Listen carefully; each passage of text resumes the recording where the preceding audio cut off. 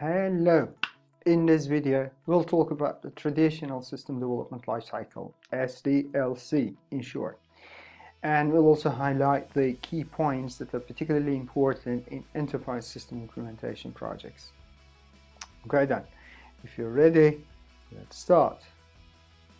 Now, essentially the traditional system development lifecycle is not something that was invented out of nowhere. It is simply based on the basic problem-solving process.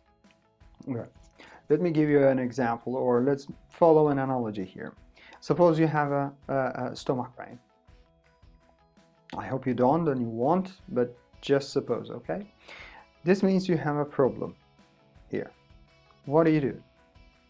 Let's suppose that you suffer so much that you visit a doctor.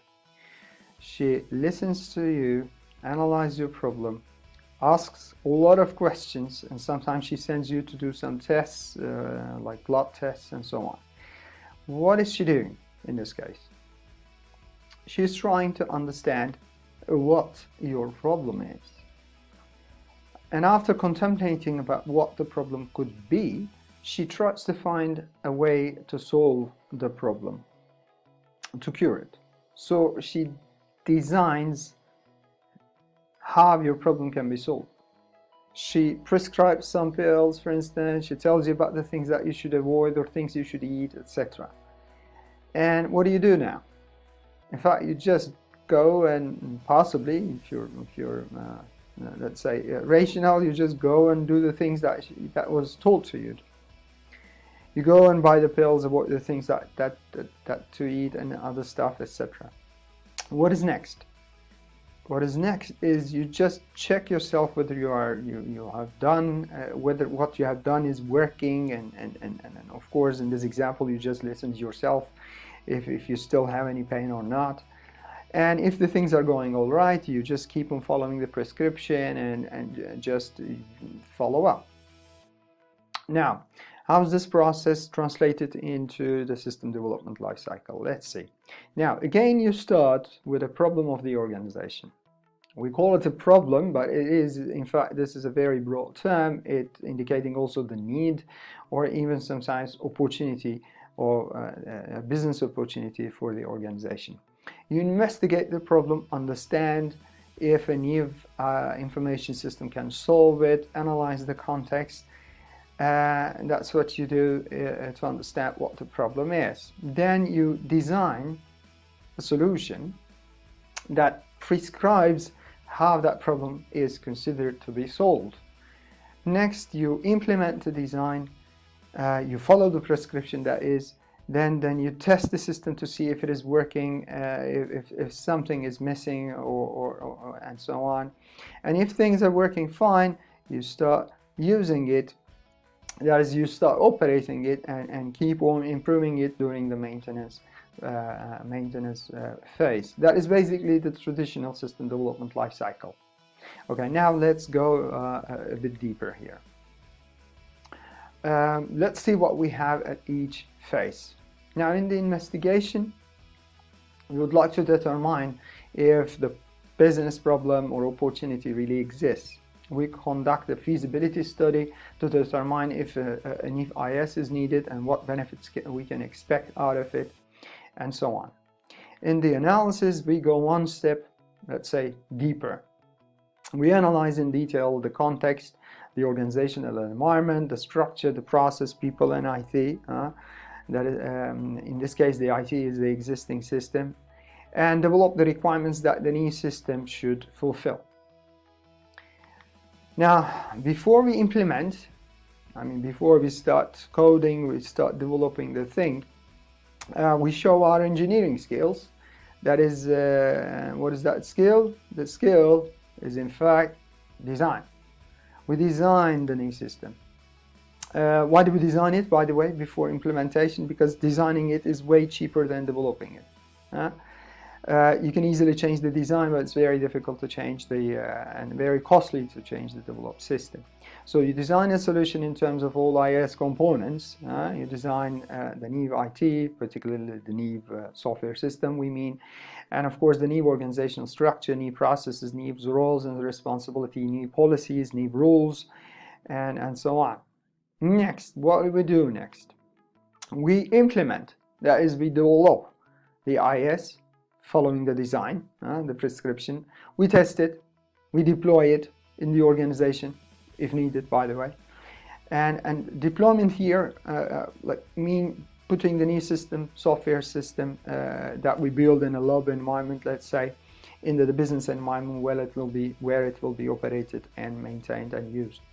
We train the users, we configure the hardware and network infrastructure also for security. We do the data conversion from and migration, in fact, the conversion from old system to the new one. And we transition the system following a specific approach, which we'll discuss later on. Finally, what do? We start using the system, basically. That's we operate it. And we maintain the system and the processes in operation and continually improve during the maintenance. There is something that we also that we also do throughout all these phases, and that is project management. We simply manage our project in the meantime. Project management is quite a task in itself, so we have a dedicated video for that. So that is the traditional SDLC, System Development Lifecycle, that has been used, perhaps not properly used, by many IS implementation projects. And there are various derivations of this life cycle, which we call, in fact, enterprise system implementation methods, or sometimes, for historical reasons, enterprise or ERP implementation methodologies. It is typical that every large enterprise system vendor has come up with a method for itself. So some of these are derivatives of this SDLC, and some are based on iterative or agile approach that we will see later on. But yet we see, for instance, accelerated SAP or ASAP, obviously from the SAP, your Oracle Unified Method, Microsoft Dynamics Sure Step, and of course consultancy firms also came up with or interested in proposing new ones, their own method, like Total Solution by Ernst & Young, and the one from Accenture, Deloitte, and KPMG, and so on and so forth. Now, there's a point that I have to highlight at this stage of the video. Now, remember that IS is a socio-technical system. We have mentioned about this thing quite a lot, many times, in fact. And enterprise information system implementations are simply organizational change. Change influencing the IT processes, software, IT processes, structure, and people, components of all IS. Hence, at the initial stages of such implementations, business process re-engineering or business process improvement, BPI initiatives are quite common. And by the way, BPR, business process re-engineering, refers to a radical change, while BPI refers to a more gradual and incremental changes. What do you do when you re-engineer or improve an existing process using IS? You aim to streamline the business process flow, reduce the cycle time and complexity, and so on and so forth.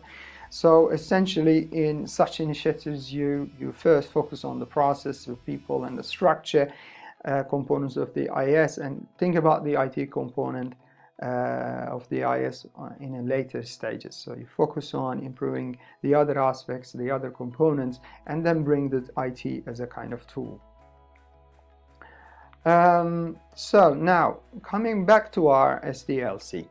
Now, this is quite generic, by the way, system development lifecycle, and applies in principle to any kind of software system development.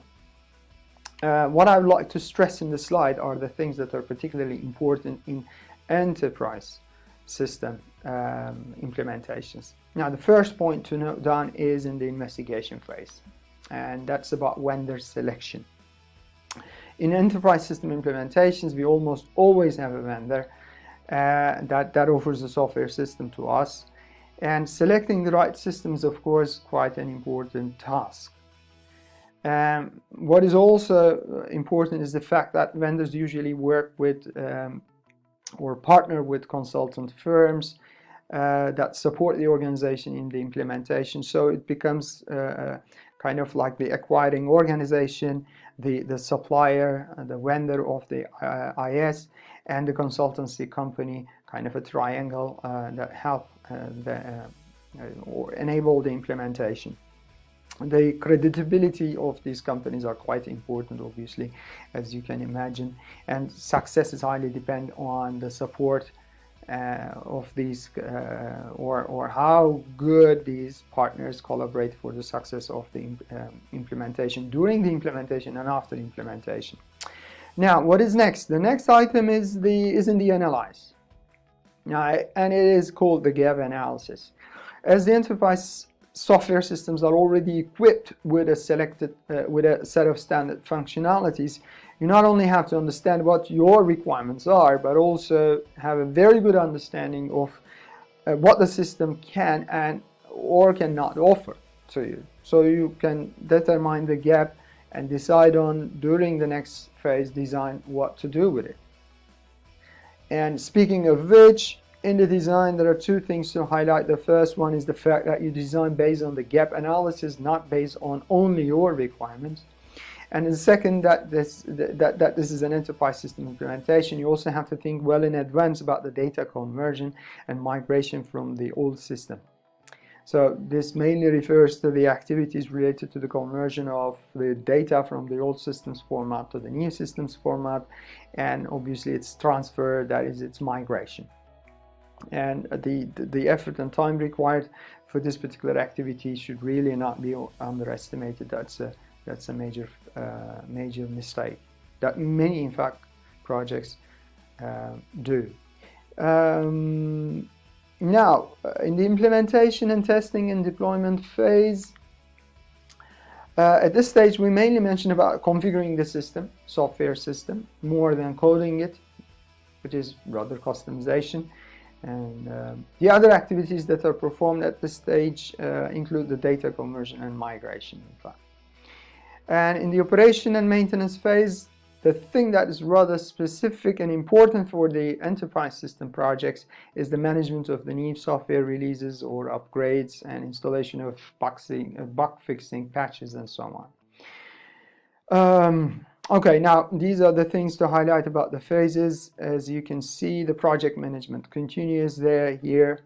However, there is one more point to discuss. I've been emphasizing many times that the enterprise system implementations are large organizational changes. The success very much depends on how well you manage this change. So there's a set of activities that you should consider throughout the entire project, like project management, and we call it, or perhaps I call it, organizational change management, which will be discussed in another video series, in fact. Okay, like these were the main phases of the SDLC and key points that are very specific to the enterprise system implementations. So in the next video series, videos, we'll discuss about more recent approaches in enterprise system implementations. But for now, that is it. See you in another video.